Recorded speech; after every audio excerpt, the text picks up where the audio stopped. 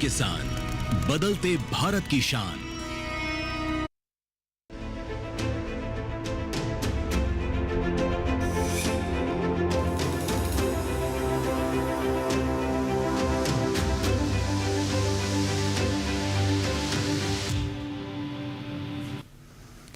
नमस्कार, आप सभी का स्वागत है दूरदर्शन किसान पर। आप देख रहे हैं हमारा खास कार्यक्रम मौसम खबर। मैं हूं आपके साथ पुलकित शुक्ला। मौसम खबर के इस कार्यक्रम में हम आपको बताते हैं देश भर के तमाम राज्यों में बदलते हुए मौसम का हाल कैसा रहना है और बदलते हुए मौसम के साथ किसान भाइयों को कैसे तैयारी करनी है, ये भी आपको जानकारी पहुंचाते हैं। लेकिन हमेशा की तरह शुरुआत करेंगे हम 5 बड़ी खबरों के साथ। मौसम के लिहाज से क्या 5 बड़ी खबरें रहने वाली हैं, आइए नजर डालते हैं। सबसे पहले बात करते हैं छत्तीसगढ़ की। कहीं कहीं सर्द हवाएं चलने का अंदेशा बताया गया है, उस प्रकार से तैयारियां करें। बड़ी खबर मौसम के लिहाज से बात करें राजधानी दिल्ली की, कहीं कहीं चल सकती हैं सर्द हवाएं। तो सर्द हवाओं को लेकर राजधानी दिल्ली में अलर्ट जारी किया गया है। मौसम के लिहाज से बड़ी खबर, बड़ा परिवर्तन देखने को मिलेगा।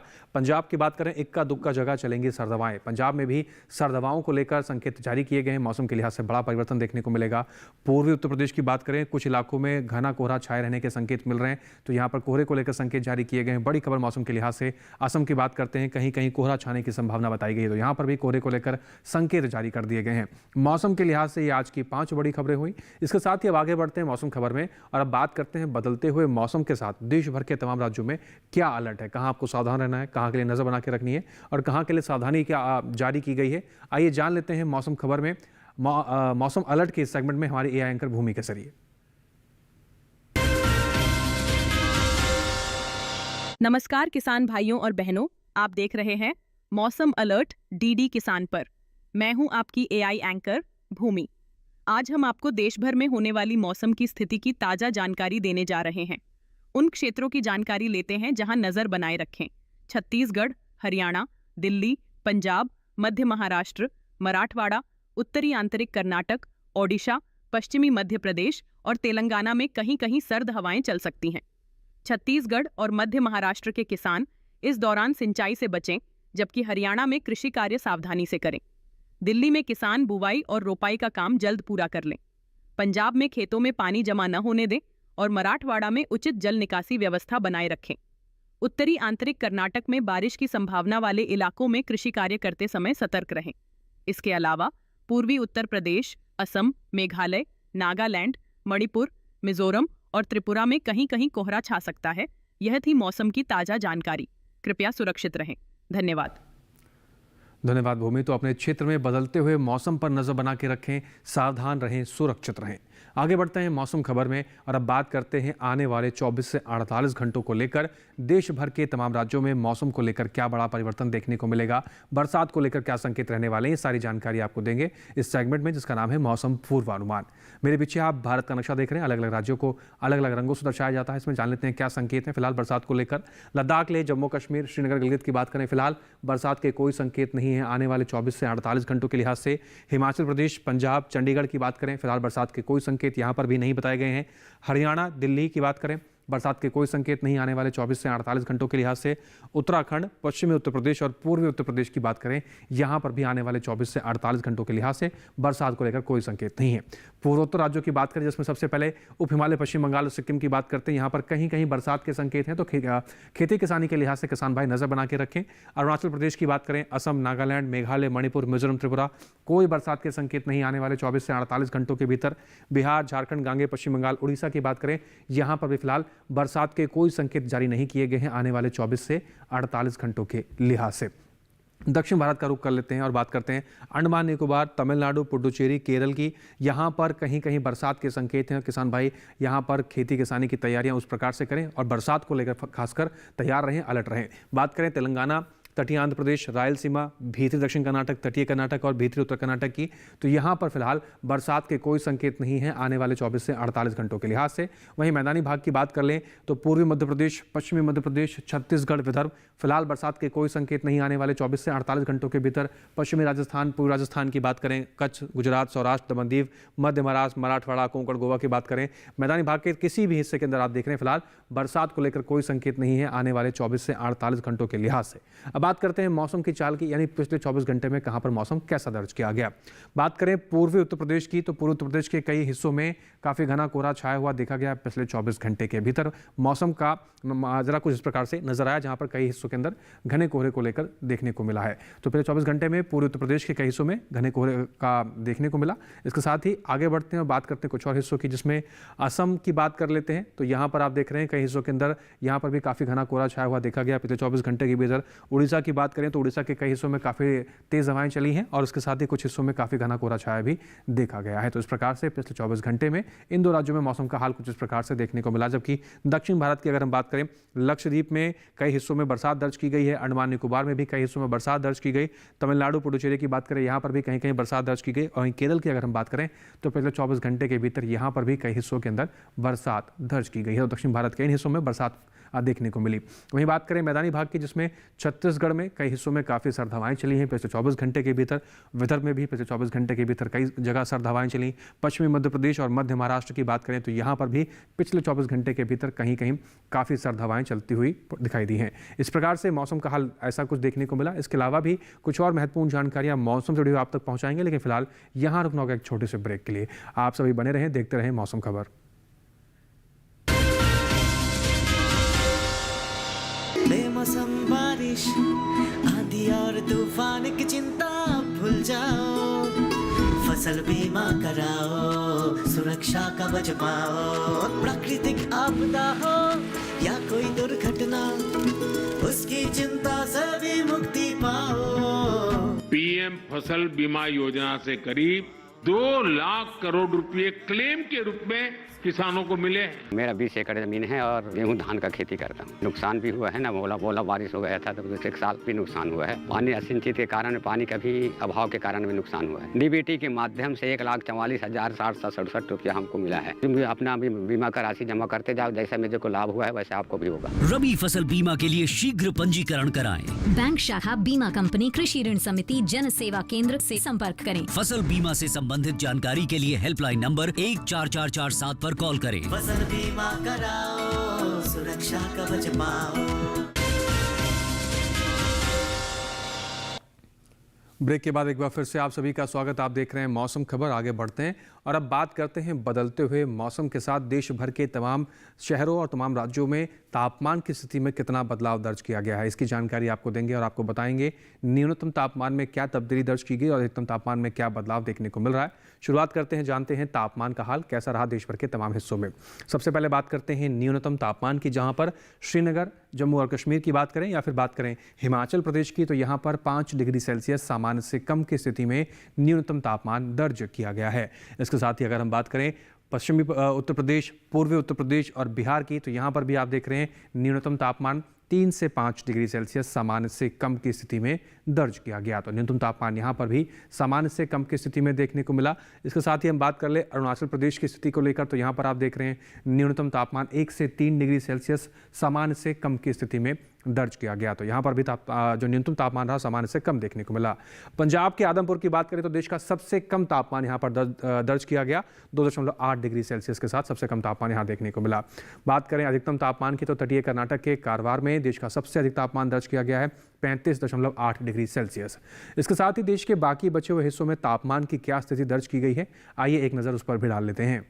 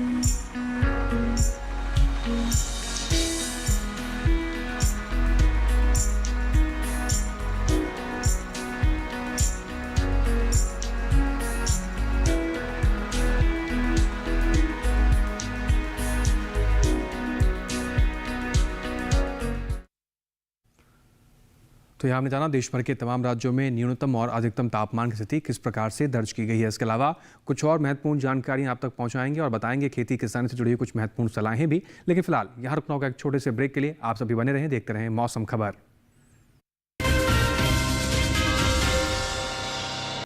दीदी नौकरी लग गई। अरे वाह, बधाई हो। तो अब तो ढेर सारी शॉपिंग। हाँ दी, नया मोबाइल। अरे रुको शहजादे, सैलरी से पहले खर्चे। इंस्टेंट लोन भी तो मिलता है। पहले बजट बनाना सीखो, फिर खर्च करो। पर दी, देखो, कमाई का एक हिस्सा हमेशा बचाना चाहिए, लेकिन पार्टी देने से नहीं बचोगे तुम। हाँ दी, पार्टी मेरी, बजट तुम्हारा। अच्छा, आरबीआई कहता है सही वित्तीय बर्ताव करे आपका बचाव।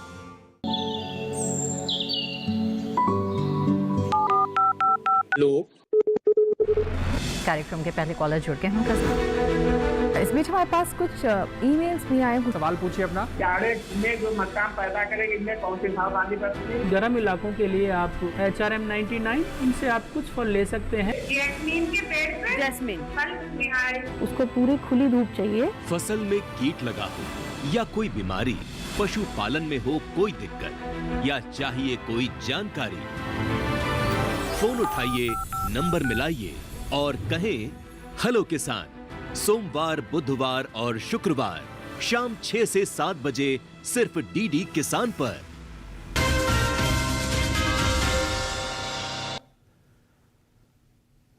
ब्रेक के बाद एक बार फिर से आप सभी का स्वागत। आप देख रहे हैं मौसम खबर। आगे बढ़ते हैं मौसम खबर में और अब बात करते हैं बदलते हुए मौसम, बदलती हुई तापमान की स्थिति के बाद देश के तमाम राज्यों शहरों में वायु गुणवत्ता में कितना बदलाव आया है। आइए जानकारी भी ले लेते हैं हमारी एआई एंकर भूमि के जरिए। नजर डालते हैं देश के बड़े शहरों की वायु गुणवत्ता पर। सबसे पहले बात करते हैं राजधानी दिल्ली की। यहाँ वायु की गुणवत्ता सूचकांक 282 दर्ज किया गया। यहाँ वायु की गुणवत्ता कम खराब की श्रेणी में है। वहीं पुणे की वायु गुणवत्ता सूचकांक 151 दर्ज किया गया, जो कि औसत श्रेणी में है। मुंबई की बात करें तो यहाँ की वायु गुणवत्ता औसत श्रेणी में रही। यहाँ गुणवत्ता सूचकांक 115 दर्ज किया गया। कोलकाता में गुणवत्ता सूचकांक 272 दर्ज किया गया, जो कि कम खराब श्रेणी में आता है। अब बात करते हैं हैदराबाद की, तो यहाँ गुणवत्ता सूचकांक 99 दर्ज किया गया, जो कि संतोषजनक श्रेणी में है। वहीं अहमदाबाद में वायु गुणवत्ता औसत श्रेणी में रही। यहाँ वायु गुणवत्ता सूचकांक 118 दर्ज किया गया। बेंगलुरु में वायु गुणवत्ता सूचकांक 104 दर्ज किया गया। यहाँ की वायु गुणवत्ता औसत श्रेणी में है। पटना की बात करें तो यहाँ वायु की गुणवत्ता कम खराब श्रेणी में है। यहाँ गुणवत्ता सूचकांक 215 दर्ज किया गया। वहीं लखनऊ में भी वायु गुणवत्ता औसत श्रेणी में है।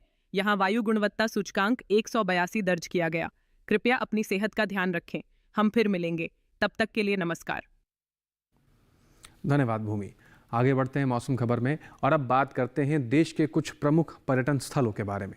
आने वाले 4 दिनों में इन पर्यटन स्थलों पर मौसम का हाल कैसा रहने वाला है, वहाँ के तापमान में क्या तब्दीली दर्ज की जा सकती है, ये सारी जानकारी आपको इस सेगमेंट में देंगे ताकि आप आने वाले 4 दिनों की तैयारी कर सकें। शुरुआत करते हैं पर्यटन पूर्वानुमान की और जानते हैं क्या कुछ खास रहने वाला है आने वाले 4 दिनों में। हिमाचल प्रदेश के मनाली में बुधवार, गुरुवार, शुक्रवार, शनिवार आने वाले 4 दिन मौसम साफ रहने के संकेत हैं। तेज धूप खिलती हुई नजर आ सकती है। अधिकतम तापमान की बात की जाए तो 15 डिग्री सेल्सियस से लेकर 17 डिग्री सेल्सियस तक का अधिकतम तापमान आपको देखने को मिलेगा मनाली के अंदर। और न्यूनतम तापमान की बात करें तो 3 डिग्री सेल्सियस से लेकर 4 डिग्री सेल्सियस तक की स्थिति न्यूनतम तापमान की बनती हुई नजर आ सकती है आने वाले 4 दिनों के हिसाब से। आगे बढ़ते हैं और अब रुक कर लेते हैं उत्तराखंड के देहरादून की तरफ, जहां पर बुधवार, गुरुवार, शुक्रवार, शनिवार 4 दिन मौसम एक समान के संकेत यहां पर भी हैं। 4 दिन मौसम साफ रहेगा। तेज धूप खिलने के आसार बताए जा रहे हैं। अधिकतम तापमान की बात करें 23 से 24 डिग्री सेल्सियस तक की स्थिति अधिकतम तापमान की बनती नजर आएगी, जबकि न्यूनतम तापमान की बात करें 7 डिग्री सेल्सियस तक की स्थिति न्यूनतम तापमान की आपको देखने को मिलेगी। आने वाले 4 दिनों के लिहाज से मौसम का हाल, तापमान की स्थिति कुछ इस प्रकार से नजर आ सकती है। आगे बढ़ते हैं राजस्थान के जैसलमेर की तरफ, जहां पर बुधवार, गुरुवार, शुक्रवार, शनिवार 4 दिन मौसम एक समान के संकेत यहां पर भी हैं और यहां पर भी मौसम साफ रहने के संकेत मिल रहे हैं। तेज धूप खिलती हुई नजर आ सकती है। अधिकतम तापमान की बात करें 23 डिग्री सेल्सियस से लेकर 26 डिग्री सेल्सियस तक का अधिकतम तापमान बनता हुआ नजर आएगा। आने वाले 4 दिनों के लिहाज से न्यूनतम तापमान की बात करें तो 11 डिग्री सेल्सियस से लेकर 13 डिग्री सेल्सियस तक की स्थिति न्यूनतम तापमान में बनती हुई नजर आ सकती है। हरियाणा के कुरुक्षेत्र का रुख कर लेते हैं। बुधवार को मौसम साफ रहने के संकेत हैं, तेज धूप खिलती हुई नजर आएगी। गुरुवार, शुक्रवार, शनिवार बाकी के 3 दिन मौसम में परिवर्तन है, मिला जुला रुख देखने को मिलेगा। कहीं कहीं बादल छाए रह सकते हैं, कहीं कहीं हल्की फुल्की धूप खिलने की संभावना। अधिकतम तापमान की बात करें 24 से 25 डिग्री सेल्सियस तक की स्थिति अधिकतम तापमान की बनती नजर आएगी। न्यूनतम तापमान की बात करें तो 7 से 8 डिग्री सेल्सियस तक का हाल न्यूनतम तापमान की स्थिति में बनता हुआ नजर आ सकता है। वहीं बात कर लेते हैं बिहार के बोधगया की, जहां पर बुधवार, गुरुवार, शुक्रवार, शनिवार चारों ही दिन मौसम एक समान के संकेत बोधगया में बताए जा रहे हैं। कई जगहों पर काफ़ी घना कोहरा छाया रह सकता है, जबकि अधिकतम तापमान की बात करें तो 25 डिग्री सेल्सियस तक का अधिकतम तापमान बनता हुआ नजर आएगा।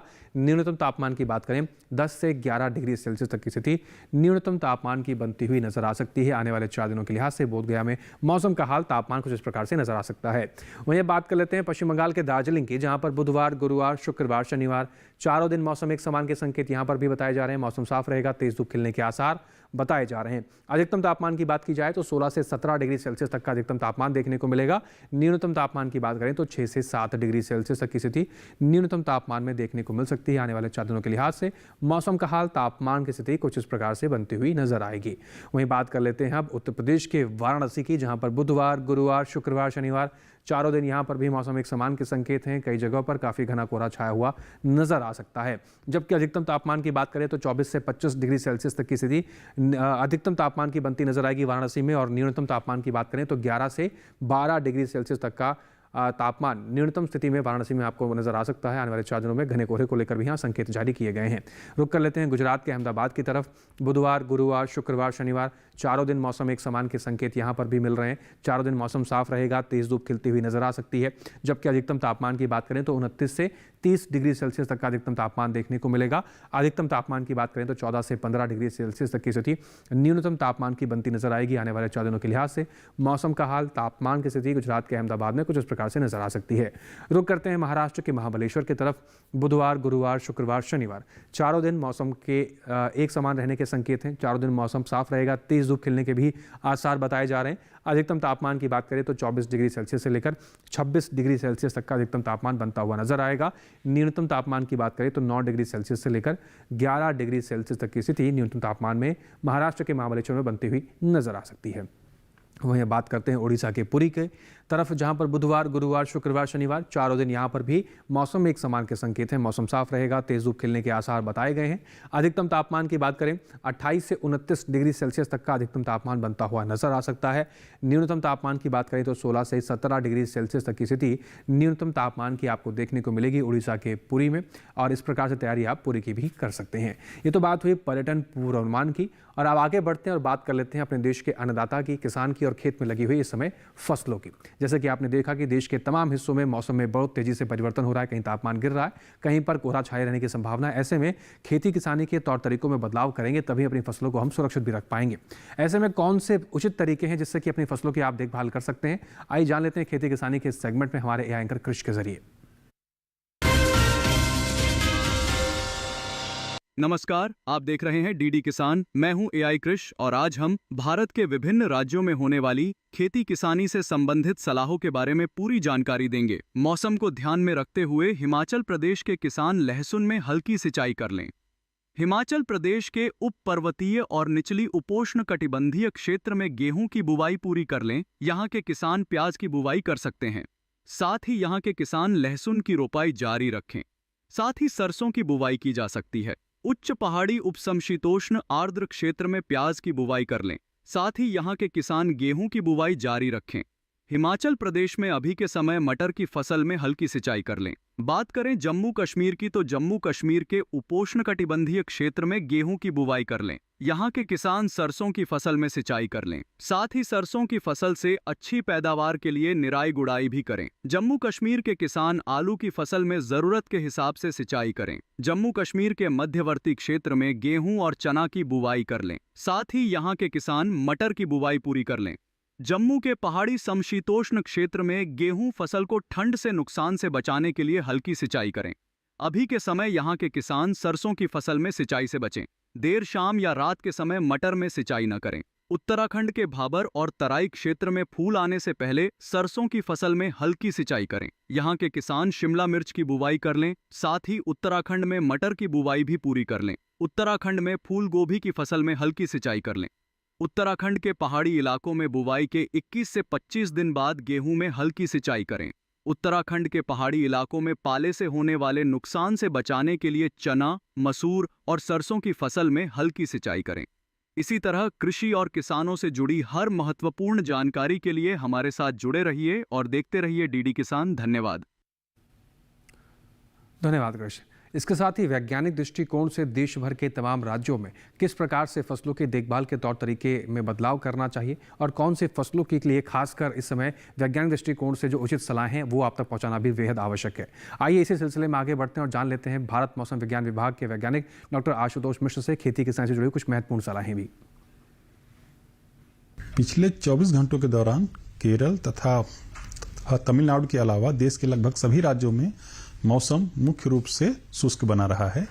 अगर मौसम पूर्वानुमान की बात करें तो अगले 24 घंटों के दौरान तमिलनाडु के कावेरी डेल्टा क्षेत्र में 1 या 2 स्थान पर मध्यम से भारी बारिश होने की संभावना दिखाई दे रही है। इसको देखते हुए किसान भाइयों को सलाह दी जाती है कि अपने धान के खेतों से वर्षा का अतिरिक्त जल निकाल दें। केले के पौधों को बांस या लकड़ी के द्वारा सहारा भी दे सकते हैं। वर्षा की अवधि के दौरान उर्वरकों तथा कीटनाशकों का प्रयोग बिल्कुल भी ना करें। शीतलहर की अगर हम बात करें तो विदर्भ में अगले 24 घंटों के दौरान, जबकि पंजाब, हरियाणा, पश्चिम मध्य प्रदेश, छत्तीसगढ़, उड़ीसा, मध्य महाराष्ट्र, मराठवाड़ा, तेलंगाना और उत्तरी आंतरिक कर्नाटक के कुछ क्षेत्रों में अगले 3 दिनों के दौरान शीतलहर चलने की संभावना भी दिखाई दे रही है, जिसको देखते हुए किसान भाइयों को सलाह दी जाती है कि फसलों को कम तापमान के प्रतिकूल प्रभाव से बचाने हेतु शाम के समय उनमें हल्की सिंचाई दे सकते हैं। सब्जियों की नर्सरी और फलों को पुआल या पॉलीथीन शीट से ढक दें, साथ ही उनमें मल्चिंग भी कर सकते हैं। कम तापमान से बचाव हेतु केले के गुच्छों को 6% छिद्रित प्लास्टिक बैग से ढक दें। छोटे फलों के पौधों और बागानों में हल्की सिंचाई भी दी जा सकती है।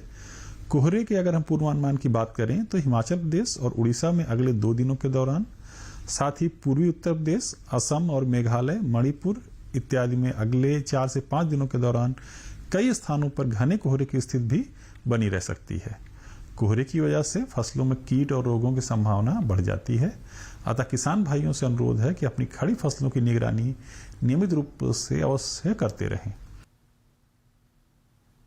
चलिए आगे बढ़ते हैं, बात करते हैं आज की फसल के बारे में। आज हम बात करेंगे आलू की बुआई को लेकर। आलू स्वयं में तो एक फसल है ही, साथ ही साथ ये बाकी सब्जियों के साथ मिलकर उनके जायके को भी बढ़ा देती है। आलू में कई पोषक तत्व पाए जाते हैं, लेकिन इसकी बुआई को लेकर किन बातों का आपको खासकर ध्यान रखना चाहिए, आइए जान लेते हैं एक रिपोर्ट के जरिए।